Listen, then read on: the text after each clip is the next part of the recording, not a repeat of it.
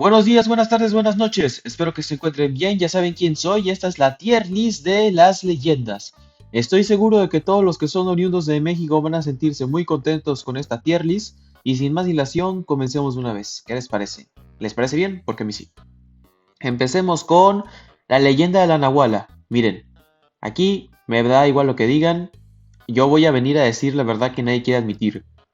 Esta película es una cagada. Esta película es mierdesota de manual. Es malísima, mala, pero mala con ganas. La única razón por la que a la gente le gusta es porque formó parte de su infancia. Y ya. Es por eso que yo siempre digo que la nostalgia es la mayor arma de doble filo a la hora de criticar un producto. Porque se te nubla tanto el juicio que eres incapaz de admitir que un producto es bueno o malo. Y lo he visto infinidad de veces justamente en mis franquicias favoritas. Que no sé por qué en todas las franquicias que me gustan, en donde sale un producto que me termina encantando, llega un intelectual a decir, ay no, es que no es buena porque contradice lo que la obra original. Cállate a la verga, chupanos de cagada. Deja de andar inventando mamadas simplemente para hacerte el especialito. Porque no te dan atención en casa, ya vas a creer que te van a dar atención en internet. ¡A la verga! Y bueno, con las leyendas pasa lo mismo. La leyenda de la Nahuala es una película nefasta. ¿Cuál es el arco de Leo? Es que tiene que aprender a ser valiente. ¿Y ya? ¿Y ya? ¿Eso es todo? ¿Valentía? O sea, ni siquiera lo desarrollan de forma interesante. Simplemente, mira, la Nahuala secuestró al hermano castroso de Leo. Leo tiene que ir a salvarlo a pesar de que es un miedoso que se asusta hasta con una paloma.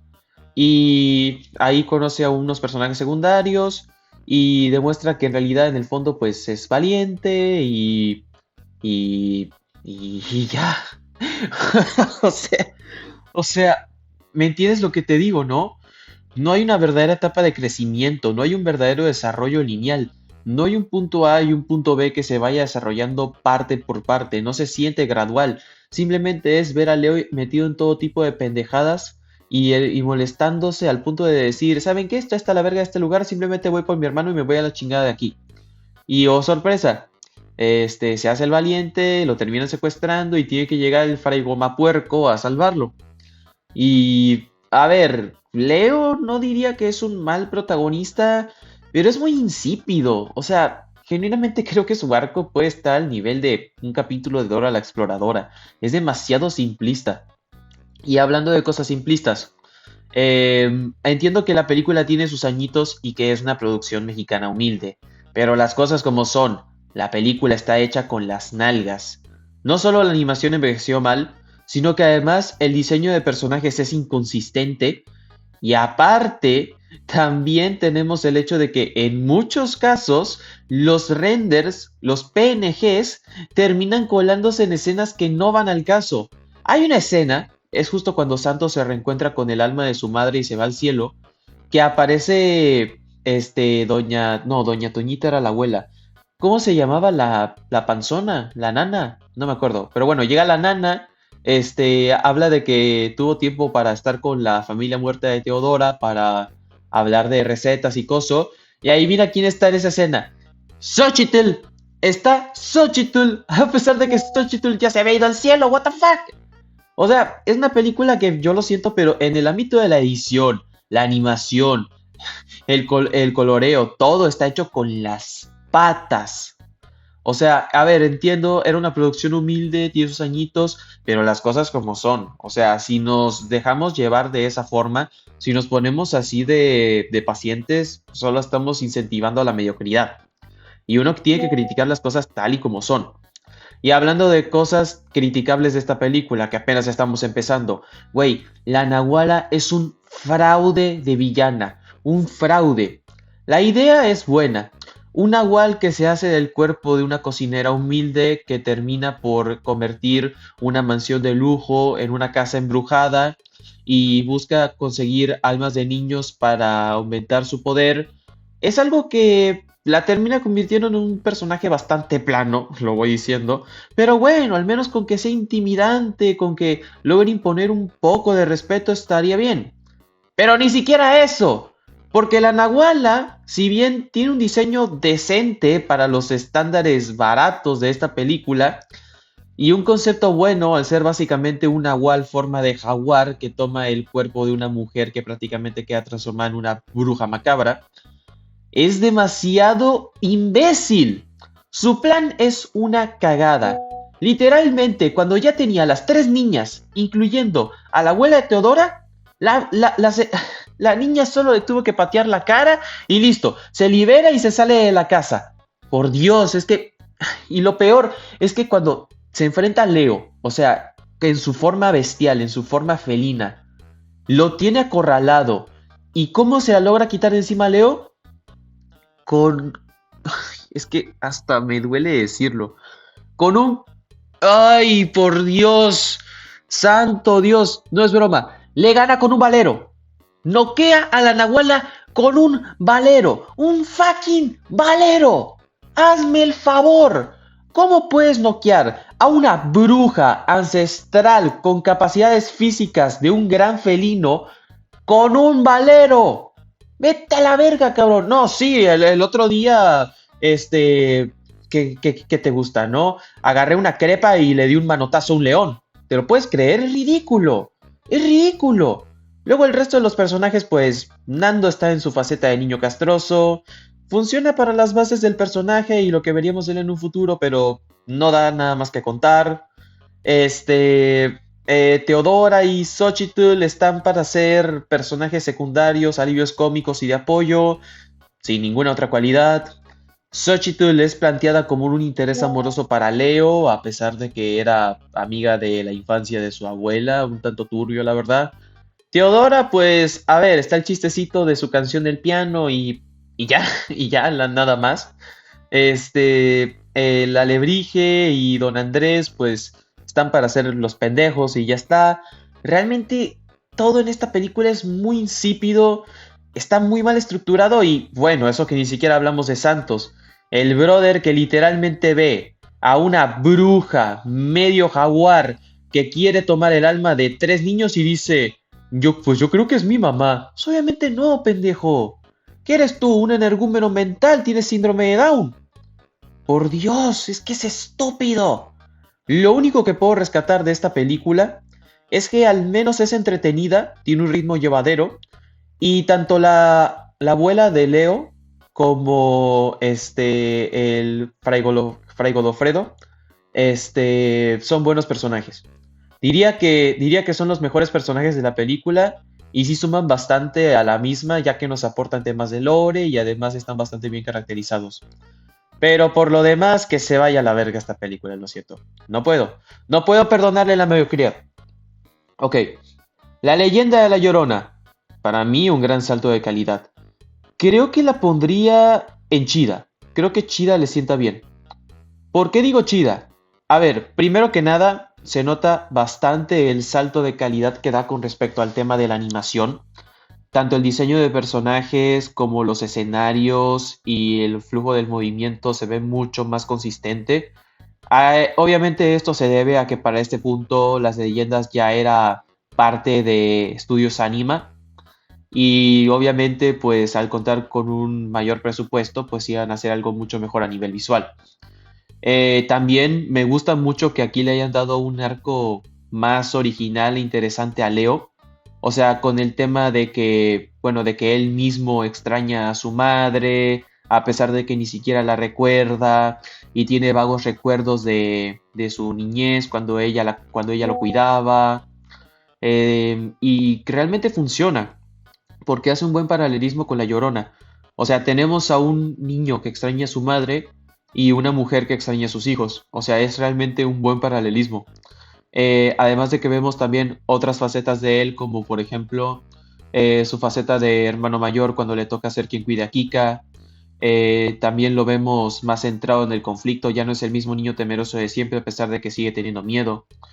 Y realmente aquí podemos ver cómo Leo pasa de ser simplemente un niño baboso a alguien realmente decidido y de buen corazón. Es un personaje mucho más sólido y mucho más querible. Y me parece un gran punto en favor de la película. Y bueno, ¿qué decir de La Llorona? Un antagonista mucho mejor que la Nahuala. Es bastante intimidante, bastante peligrosa, tiene una excelente historia de trasfondo que adapta de muy buena forma a su propio modo la historia original de La Llorona y su resolución se me hizo bastante buena. Tipo, porque con la Nahuala era ver a un villano de maldad pura recibir su castigo por ser, pues, un villano de maldad pura. Aquí, pues, tenemos a La Llorona, que es un villano trágico que perdió a sus hijos, que como bien sabemos es la mayor pérdida que uno puede sentir. De hecho, recuerdo una frase muy buena de Falcon y el Soldado del Invierno. Ah, sí, no tiene nada que ver Marvel con esto, pero es una frase que describe muy bien la situación de La Llorona. Hay una palabra para un hombre que pierde a su esposa, viudo. Hay una palabra para un niño que pierde a sus padres, huérfano. No hay una palabra para una persona que pierde a su hijo porque es el mayor dolor que puede sentir. Y es verdad. Y con La Llorona esto se muestra de una forma bastante poética. También, si tengo que decir algo, es que me gusta mucho que le hayan dado más impacto o más dedicación a la idea de hacer una película de terror infantil, porque la leyenda de la Nahuala tenía elementos creepy, pero tenía tantos momentos goofy y tantos chistes innecesarios, sin mencionar la enorme, absurda y abusiva cantidad de modismos rancheros y nacos que tenía, que se volvía prácticamente imposible tomarse en serio el resto de la película. Aquí no pasa eso. Aquí ese tema está mucho más cuidado. Y el balance entre la seriedad y bueno, el humor está mucho mejor cuidado. Si tengo que quejarme de algo es que la participación de Teodora es nefasta, porque aquí Teodora es demasiado, demasiado castrosa. Y también la subtrama de Don Andrés y el alebrije en la casa de las muñecas está de hueva, la verdad, no nos aportan nada. Simplemente dijeron, ah, mira, vamos a tomar este relato, esta historia sobre la isla esta de las muñequitas aquí en México. Y a ver, que yo recuerde, ni siquiera era en Xochimilco. Pero, o si era en Xochimilco, no me acuerdo. Pero bueno, es relleno. Es relleno puro y duro y uno que no nos lleva absolutamente nada. Así que simplemente por eso la pongo en chida, porque al fin y al cabo sí es una muy buena película, al menos para los estándares de esta franquicia. La leyenda de las momias de Guanajuato. Para mí, yo siento que en este punto ya la franquicia está tomando mayor solidez, pero creo que la pondría en ok. La pondría en ok porque, a ver, entiendo por qué esta película genera tanta división. Algunos la consideran la peor película de las leyendas y otros la consideran la mejor y otros como yo decimos que está en el punto medio. ¿Por qué? Porque realmente creo que sí tiene muy buenos puntos. El primero es que a partir de esta película vemos como el conflicto principal salta más que nada a un problema que se asocia más a situaciones reales que se viven en México al ámbito sobrenatural. Porque las primeras dos películas de las leyendas era un terror puramente infantil. O sea, como mucho el tema del secuestro de niños con la leyenda de La Llorona se puede llegar a adjudicar a las desapariciones aquí en México, pero seamos honestos. Es un tema demasiado denso como para que la película lo haya querido abordar con un puto fantasma.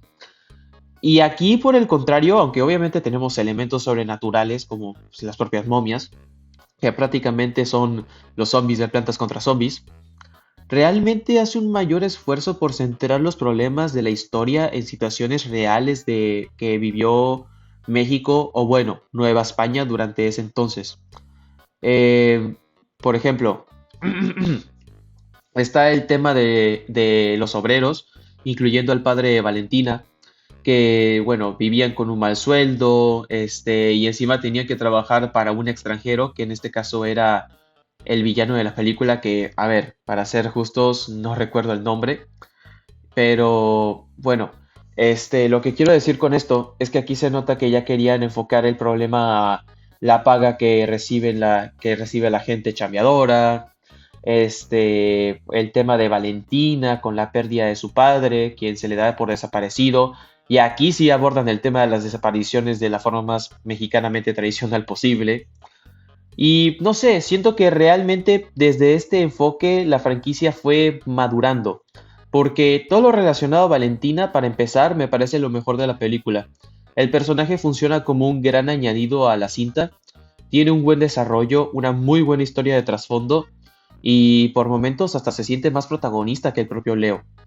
También me gustó mucho cómo abordaron el tema de la pérdida, tanto con el tema de Valentina y su padre, como con el propio villano quien hacía todo este pedo pues, pues por amor, ya que su objetivo era revivir a su esposa. Y viéndolo por ese lado, me gusta como, contrario a la propia Valentina, quien se alegra de ver a su padre y tiene la voluntad para despedirse de él antes de irse al cielo, este brother literalmente se enloquece, empieza a desplazar la culpa hacia su esposa por no aceptar la vida que le acaba de devolver, porque sabía que a costa de eso tendría que llevarse la vida de un niño, o sea, de Leo, y obviamente pues eso pues, no sería correcto. Y a ver, creo que eso es lo que me hace decir que a partir de esta película la franquicia se ha hecho más adulta. Ahora bien, hay problemas con esta película, si no, no estarían ok. Ok, el primero creo que... Ok, pues, no, me entiendes, ¿no? Trabalenguas. A ver, el primero sería que si bien Leo no diría que es un mal protagonista, siento que aquí vuelven a darle un trato muy similar al que tenía en la leyenda de la Nahuala. Pero contrario a la leyenda de la Nahuala en donde eran sus primeros pasos y era solo un chamaco que no sabía nada de nada, aquí se supone que ya es un chavo experimentado. Después de todo viene a derrotar a la Nahuala y a la Llorona. Y aún así, la película lo aborda en muchas ocasiones como un tarado, como un incompetente y como un lerdo. Y aunque sus interacciones con Valentina no están mal, sí me disgusta que tengan que hacer quedar bien a Valentina haciendo que Leo quede mal. Porque Leo se la pasa metiendo la pata en buena parte del primer y segundo acto. Y en cambio Valentina hasta parece que sabe Kung Fu. O sea, ¿me entiendes, no? Le dan todos los poderes a Valentina y a Leo le dejan muy poquito. Aparte de que aquí también metieron otro elemento que me sienta muy raro en esas películas. Y es, bueno, más que nada, a ver, es que, es que seamos honestos, estas películas son muy inconsistentes. Ya desde la leyenda de La Llorona era raro que Teodora estuviera presente cuando supuestamente se había ido al cielo. Pero bueno, ya a partir de la leyenda de la Nahuala por el final, las mismas almas regresan del cielo al presente y pueden estar en el plano físico sin ninguna consecuencia, a pesar de que la derrota de la Nahuala había hecho que supuestamente ya se quedaran ahí. La leyenda de la Nahuala no respeta su lógica, la leyenda de la Llorona tampoco, y las momias de Guanajuato, pues, ¿qué quieres que te diga? Literalmente a partir de la leyenda de la Llorona, y esto se me olvidó mencionarlo, una disculpa, los fantasmas como Don Andrés ya interactuaban de forma física con el mundo terrenal, y simplemente sacan la excusa de que he estado mucho tiempo en el mundo de los vivos, lo cual es raro porque también lo hizo estando en la casona de la Nahuala, pero bueno, digamos que eso fue en parte por la presencia de la Nahuala. Y bueno, en el mundo exterior, desligado del lugar en el que estuvo muerto tanto tiempo, empezó a tomar algo de solidez, digamos. Lo que me sienta raro aquí es que literalmente la gente puede interactuar directamente con los fantasmas, tanto con Teodora como con Don Andrés, como si nada.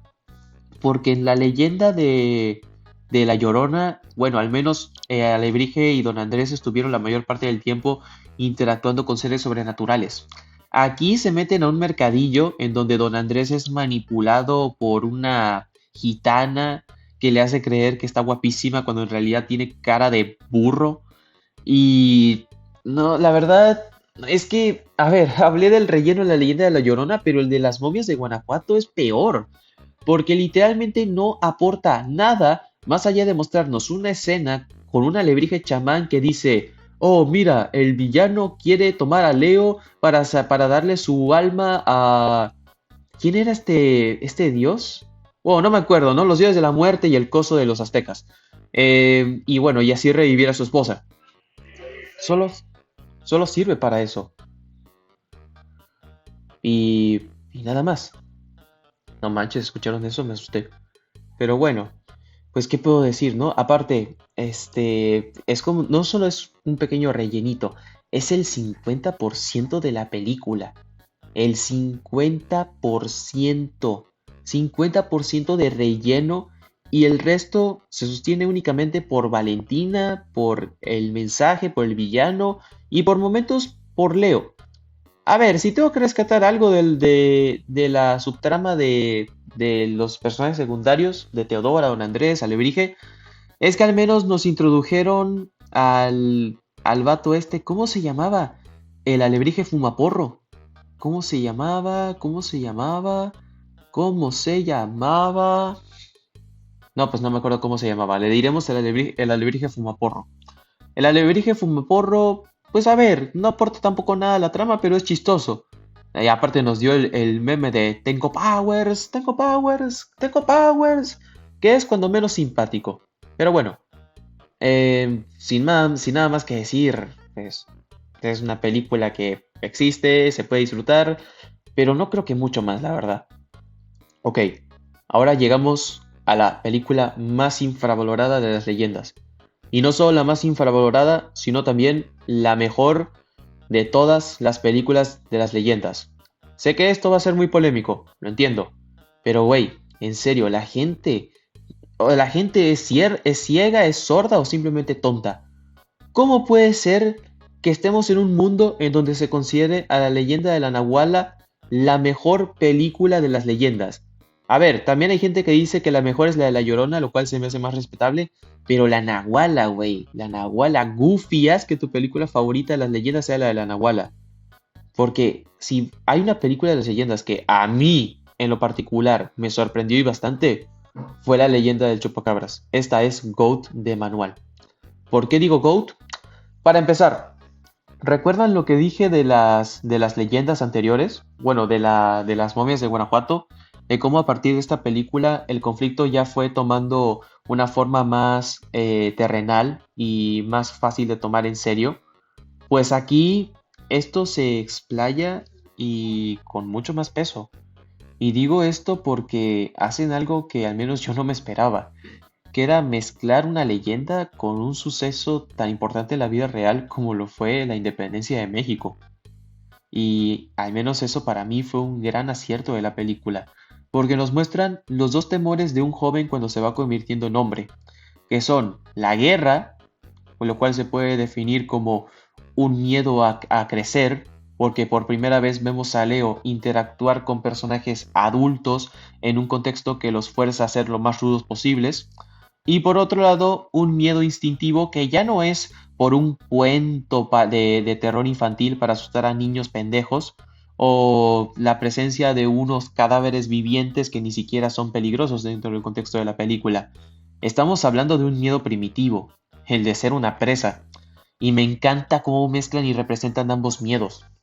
Todo lo referente al tema de la independencia de México se maneja de una forma espectacular, claro, dentro de los parámetros infantiles de la película, porque nos muestran cómo funciona la corrupción y la mano firme de los soldados realistas, y nos muestran también lo duro que es este entorno, no solo con los hombres, sino también con los niños. Pues Leo, a pesar de aún seguir siendo un chavito, es juzgado como hombre simplemente por haber colaborado dentro de los parámetros de la fuerza rebelde. Y esto creo que se maneja de forma muy buena. El cómo nos muestran a Torreblanca decir abiertamente, este ya no es un niño, enciérrenlo con los demás. Y el vato este, no me acuerdo el nombre, ¿no? El capitán le dice, es usted un salvaje, esto es una barbaridad. Y Torreblanca le responde, pues hasta los niños deben aprender a respetar las leyes. A ver, no será el momento que rompió el internet ni nada de lo que tú quieras, pero es un gran momento. Realmente te refleja la desesperación que siente uno a esa edad cuando se ve involucrado en un conflicto tan grande. Ya no hay una piedra mágica o una lápida o un amuleto para deshacerse de la bruja o ya no hay una subtrama de entender a los muertos ni de superar el pasado. Estás viviendo en carne y hueso los problemas que afronta un hombre en tiempos de guerra. Estás viviendo la realidad tal y como es. Estás enfrentando aquello que es probablemente el conflicto más aterrador en la vida de todo ser humano. Un conflicto bélico y uno grande. Eso me encantó Y el cómo mezclan eso con el chupacabras me parece ejemplar. Porque, a ver, si como yo eres alguien que ya tiene cierta experiencia con el tema de los animales, sabrás que en muchos casos varios ataques propiciados por depredadores se han dado en conflictos bélicos.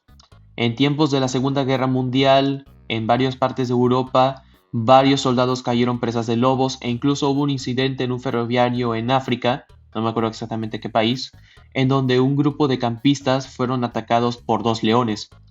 Y por eso me parece el contexto perfecto para introducir al monstruo. Porque el chupacabras aquí no es, mira, era una señora que perdió a sus hijos y se murió. Era una señora que se le metió un coso y se volvió una bruja. Era un señor que revivió y ahora es un zombie que quiere comer cosas. No, es un peligro real, un depredador, un animal salvaje, una bestia. Es una criatura diseñada para cazarte.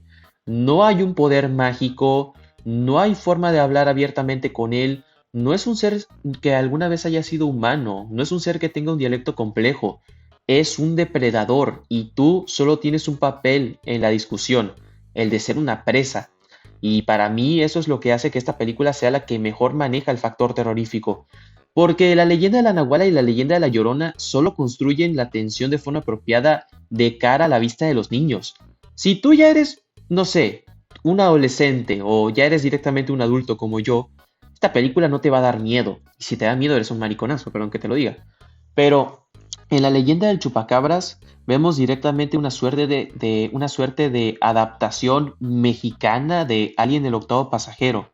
Tienes a los rebeldes y a los soldados, tienes a los héroes y a los villanos, y los dos sufren por esta criatura. Los dos son intimidados por este ser. Soldados entrenados y capacitados caen como moscas frente a esta bestia, misma que ni siquiera tiene que hablar y decir voy a tomar sus almas. Lo único que va a hacer es poner la vista en ti y devorarte. Es todo lo que tiene que hacer.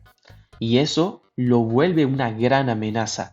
Aparte, el chupacabras de cara al guión también es probablemente uno de los mejores antagonistas de las leyendas. Me encanta cómo representan todas las caras de un depredador en este contexto. Básicamente mostrarnos que, pese a ser un animal feroz, salvaje y dispuesto a acabar con su presa de la forma que sea con el único fin de devorarla, también es un ser sintiente. No hay una maldad genuina en los animales y esto se representa bien con el chupacabras, ya que lo único que quería aparte de alimentarse era recuperar a su familia, lo cual incluso en los animales se ve bastante presente. Si has visto cómo protegen, por ejemplo, las osas a sus cachorros, cobra bastante sentido. Y también habla mucho de cuáles son las principales motivaciones de un hombre para acabar con la guerra y cumplir con su labor, la posibilidad de volver a ver a su familia una vez más, algo que incluso varios personajes dentro de la película comparten, y también se relaciona de cierta forma con el regreso de un familiar en la vida de Leo, que en este caso es Nando, quien si bien sigue siendo el hermano castroso, al menos se nota que ha madurado y ahora trata de forma mucho mejor a Leo, preocupándose abiertamente por él. Si tuviera que decir solo un problema con esta película, solo uno, sería que la subtrama de los alebrijes no nos suma nada. Y bueno, a eso también se suma lo relacionado a Teodora, que, a ver, no sale mucho, pero es más que nada un apoyo tanto para Leo como para los alebrijes. Y a ver, con Leo lo hace bien, porque se nota que a partir de esta película Teodora ha cambiado bastante, ya que aquí refleja una verdadera preocupación por Leo y por sus amigos a líneas generales. Pero con los alebrijes, no entiendo cuál era el propósito de venir y decirnos, ay, es que mira cómo son de amigos, pero mira cómo se pelean, porque el tipo este arruinó la cita del alebrije original con su prima, y es como de, digo, con la prima del otro alebrije, no se me malentienda, y es como de, a ver, sé que esta franquicia es demasiado curset, y es para niños, sé que es para niños, pero neta, neta, estamos viendo normal que una lagartija de 3 metros multicolor esté saliendo con una humana. ¿Y cómo puede ser la prima del otro alebrije y no ser un alebrije, ser una humana? No tiene ningún sentido. Es ridículo. Es mega ridículo. Pero bueno, de ahí en fuera, La leyenda del chupacabras me parece una gran película y la mejor de las leyendas. pero la que sin duda debe quedarse con el segundo puesto es la leyenda del charro negro. Para mí, no sé si Chida o Goat. Yo la voy a poner en GOAT, pero personalmente sigo prefiriendo un poco más a la leyenda del chupacabras. Prefiero un poco más la leyenda del chupacabras porque si bien es cierto que la peli El Charro es más ambiciosa y es, por así decirlo, la Infinity War de estas películas, porque la venganza del Charro Negro va a ser la Endgame, siento que tiene algunos detalles que no me terminan de convencer del todo. Por ejemplo, la subtrama del señor ratero con su hija, en su mayor parte me funciona, pero me deja con cosas que me generan sentimientos encontrados. O sea, está muy bien que el tipo quiera a su hija, que mueva cielo y tierra por ella, que vaya a ir a los terrenos del Charro Negro para salvar su alma, que bueno, es tipo lo que debe hacer todo padre, ¿no? Pero, a ver, estamos omitiendo completamente el hecho de que el tipo es un chantajista que manipula a gente que realmente necesita ayuda, diciéndoles, miren, aquí tengo medicina. Y oh, resulta que solo es agua o crema o coso. O sea, se lucra la vida con gente que realmente necesita ayuda y él solo se aprovecha de su desesperación. O sea, en ningún momento jamás lo redimen por ese lado y otro problema que también tengo es que siento que esta necesidad de ser un gran evento es lo que me hace preferir a la película del Chupacabras. Porque la del Charro Negro siento que tiene momentos que se llegan a sentir algo forzados o artificiales, como si quisieran ser lo más maximalistas o épicos posibles, pero se ve como si fuera simplemente un auto-homenaje pretencioso y eso le baja un poco de puntos. Por lo demás, yo creo que la película es bastante sobresaliente. El cómo exploran la dinámica de Leo y Nando me encanta. Tanto Leo como Nando creo que ya están en una faceta muy interesante dentro de, bueno, todo lo que viene siendo su crecimiento a partir de las películas. Nando por fin libera sus propias frustraciones con Leo, ya no simplemente centrándose en que lo quiera molestar, sino en el hecho de que, bueno, él se fue, sepa Dios cuánto tiempo de aventuras y nunca volvió a casa para verlos a él o a la abuela, lo cual pues me parece lógico. También se deja ver algo que ya estaba presente en la leyenda de la Nahuala, que era la debilidad que Nando siente por su abuela. Podemos ver que de los dos es probablemente el que más se preocupa por ella. Teodora, pues, tiene momentos que me parecen muy fuera de lugar, como el hecho de que literalmente esté en los terrenos del Charro Negro y se ponga a decir, ay, ¿crees que se vea muy mal si le pido un celular? Y es como de, amiga, ¿what? Pues estás en los terrenos del Charro Negro. Pero de ahí en fuera, pues, es una buena ayuda y realmente ayuda a avanzar la trama. No voy a opinar de su ship con Nando porque es lo mismo que con el de Leo y Xochitl, que por cierto, ese beso muy bonito, todo lo que tú quieras, pero bueno, que entre más recuerdas que eran las amigas de la infancia de la abuela, más rara se pone la cosa. Quiero decir, bonito y todo, pero cuando te acuerdas de ese detalle, cuidado. Pero, a ver, por lo demás, creo que la animación rompe todos los parámetros que habíamos visto antes. La animación de esta película es una locura. Cómo se ve el inframundo también se ve bastante, no se ve muy original, pero tiene carisma. El homenaje a las películas anteriores con la presencia de estos demonios que se hacen pasar por los villanos originales me gusta, o bueno, quiero creer que no son los originales porque no tendría sentido que estén ahí. Y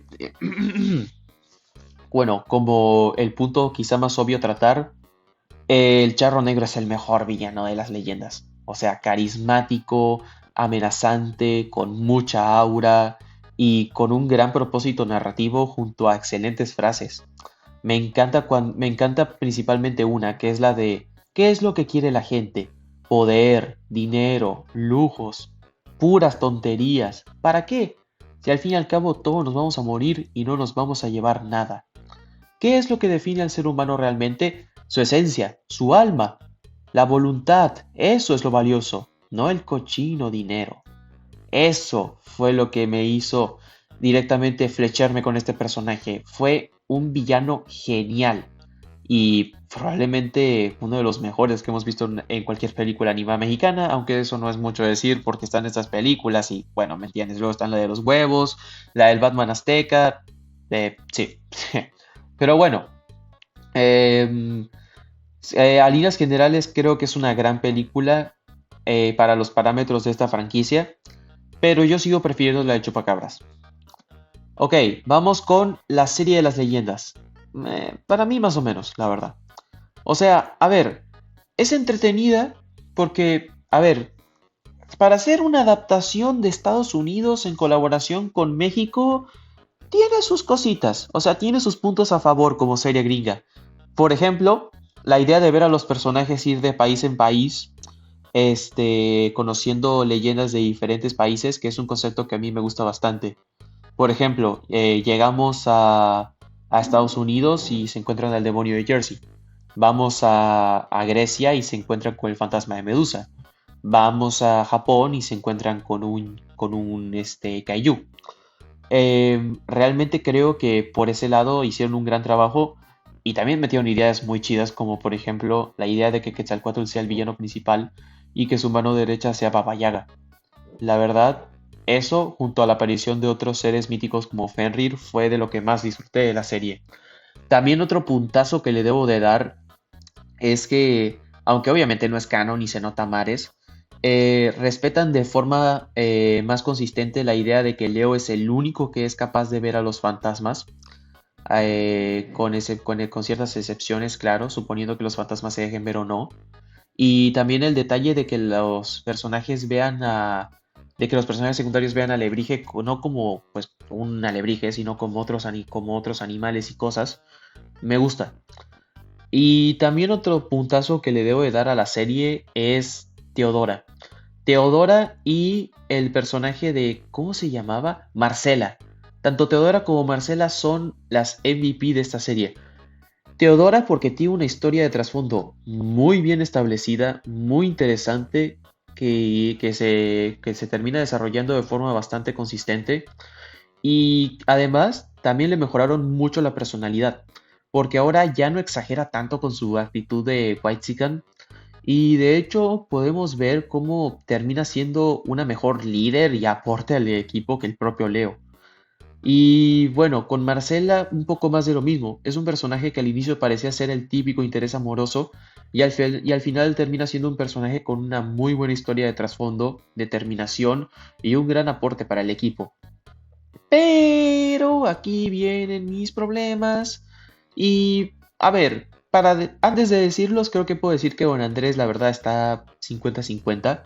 O sea, a ver, el Don Andrés de las películas era un personaje algo, pues, pendejo, pero con todo su pendejismo demostraba tener cierta sabiduría que aquí no tiene, porque aquí el tipo es un charlatán que tiene que crecer y tomar algo de valentía real y, a ver, la verdad, creo que dentro de lo que cabe hicieron algo decente con el personaje. Ahora sí vienen mis problemas. O sea, a ver, primero el más obvio sería tipo que la animación, aunque está muy bonito en el tema de los dibujos y los escenarios y los diseños, se nota mucho que la animación es medio flash, o al menos yo la sentí flash. Y también está el tema de cómo abordaron muchos detallitos.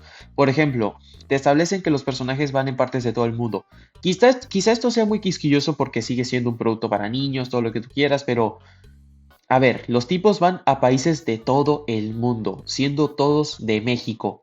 Bueno, de México y en el caso de Don Andrés, pues de España.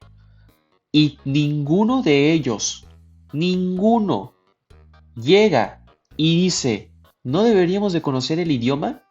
Porque esa es otra cosa, todos hablan inglés. A ver, tipo, puedo entender que en una historia que ocurra, no sé, en Japón, en China, no sé, en Grecia, y que tenga personajes exclusivos de ese país, estén hablando en inglés porque es una producción estadounidense.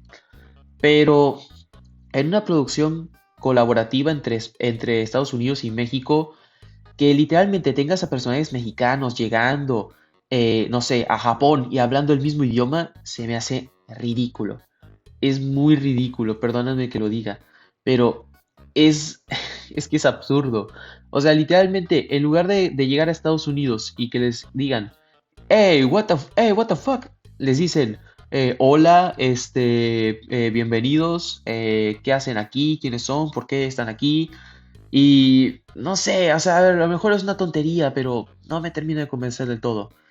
También siento que, si bien me gustaron los capítulos de Leyendas Reales, porque son los capítulos con mejor dirección y con mejor escritura, los capítulos en donde se inventaban cosas originales, tipo como el capítulo del coso este de pantano, o el capítulo de la de los dientes, siento que se me hacen muy meh, la verdad. Y otro problema que también tengo son dos personajes en particular, que son Leo y Alebrije. Lo de Leo se puede dividir en dos partes. Primero, creo que simplifican bastante la historia de su personaje. O sea, hasta donde sabemos, Nando no existe en este canon. Y por lo visto, Leo solo tiene un familiar que es su abuela. Abuela que en esta serie pues es solamente una vieja más y no tiene ni nada del trasfondo o peso que tenía la abuela de Leo en las películas. Y el otro problema que tengo con el personaje es que está mega flanderizado y lo convirtieron, perdónenme que lo diga de forma tan misógina, pero lo convirtieron en un prota gringo genérico. El típico prota de serie gringa genérica cuyas únicas características son ser el líder de un equipo y aún así ser un saco de boxeo, un incompetente, un niñato, un grosero, un patán y encima un cobarde de manual que siempre está haciendo el ridículo. Lo hicieron mucho más tonto que en las películas, lo hicieron mucho más desagradable, incompetente, y por eso mismo digo que Teodora es quien se termina robando el show y termina siendo la verdadera líder del equipo, porque Leo en esta serie es un inútil. Literalmente en un capítulo, Leo está todo el día friegue y friegue y friegue con que, miren, me compré una marioneta que se parece a Slappy, es como de, ¿eso qué? No sé si era para hacer una referencia a Escalofríos porque serie gringa, pero todo el capítulo del muñeco de madera lo sentí bien al pedo. Simplemente funcionó para meter a la Catrina, que personalmente fue algo que odié, porque literalmente fue venir y decir, miren, los gringos creen que la Catrina es un dios en la cultura mexicana, como en el libro de la vida. Se me hace absurdo. Y bueno, ya con Alebrije, ¿qué te digo? Literalmente tiene la inteligencia de un zapato, se la pasa haciendo berrinches, es innecesariamente infantil, no tiene nada del carisma fumaporro de las películas. Y ni siquiera vemos a otros personajes que lo complementan, lo cual hace que su personaje esté todavía más en piloto automático. Pero bueno, ¿qué se le va a hacer? Luego tenemos Criaturas Ocultas y esta personalmente sí se me hace mala. Probablemente uno de los peores productos de las leyendas. ¿Por qué lo comento? Simple. Tipo, a ver, si bien es cierto que el nivel de animación sube, los diseños son mucho más infantiles, los diseños de las criaturas son peores, las historias son peores, el humor es mucho peor, ya ni siquiera parece humor gringo. Creo que esta serie tuvo mano de Canadá, ¿no? O no sé, es que sentí un humor muy canadiense y un estilo visual también muy canadiense con los diseños de personajes. Pero ahora todo es mucho más family friendly, no hay nada de ese toque de terror infantil que tenía la serie anterior o las películas. Y la verdad es un producto demasiado insípido que incluso flanderiza aún peor a los personajes. Porque Teodora se mantiene bien, pero Don Andrés no sirve de nada, Alebrije es aún más retrasado, Leo es aún más pesado, incompetente y tarado. Literalmente se la vive lamiéndole las patas a esta organización de religiosos cazamonstruos o algo así. Y Marcela también termina flanderizada y ahora es como que la rival de Leo, aunque se supone que eran mejores amigos e intereses amorosos. O sea, no, simplemente no funciona. Y bueno, ya de la villana esta, que es la diosa esta Luna, que quería destruir el mundo y no más, ¿qué quieres que te diga? La verdad. O sea, la verdad es una serie muy mala, malísima. Y hablando de cosas malas, tenemos las leyendas del origen. Pues, ¿qué quieres que te diga? Probablemente la peor película de las leyendas hasta ahora. O sea, literalmente la historia es básicamente una réplica de triste y trucha de la primera película de la Era de Hielo. Contradice elementos del canon original. em, bueno, no sé si cuente tanto, pero por ejemplo, no sé por qué, pero ya van varias veces que resetean la apariencia y el papel que tenían los padres de Leo y Nano. Y a ver, esto puede ser más que nada culpa de la cronología, así que bueno, digamos que su mayor problema ni siquiera sean las contradicciones a Lore. Eso creo que ya está para analizarlo más en frío y con más tiempo. Pero yo siento que lo que falla de esta película es que, primero, tiene de protagonistas a las dos calaveritas, cuyo único fin para su desarrollo de personaje es, oh, mira, son unos chamacos irresponsables y mira, ahora son responsables, para que en las películas luego hagan lo mismo de siempre. O sea, tipo, son como los Minions. Literalmente esto fue como ver la película de los Minions mezclado con la era de hielo. Y a ver, el resto de personajes, tipo, los personajes que los acompañan son agradables. Especialmente el hermano de Xochitl fue el personaje que más me gustó de la película. Pero de ahí en fuera los siento todos muy desaprovechados, muy secos y realmente les falta algo. O sea, no se sienten como personajes realmente volubles. Y bueno, ya con la aventura, el reino espiritual, las referencias a las películas pasadas. Y, o sea, en general creo que como precuela y como película es muy insípida. Y bueno, ¿qué te digo de los villanos? Ni me acuerdo de los nombres, ni me acuerdo de qué querían. Son todos extremadamente olvidables. Y, o sea, realmente creo que la resolución de la película es muy extraña. O sea, están todos como si nada en la casona de la Nahuala a pesar de que para ese entonces la Nahuala ya estaba, pues, ahí. Y, o sea, a ver, esto creo que sí puede ser una contradicción a Lore porque no tiene ningún sentido que Nando, o sea, entre a la casa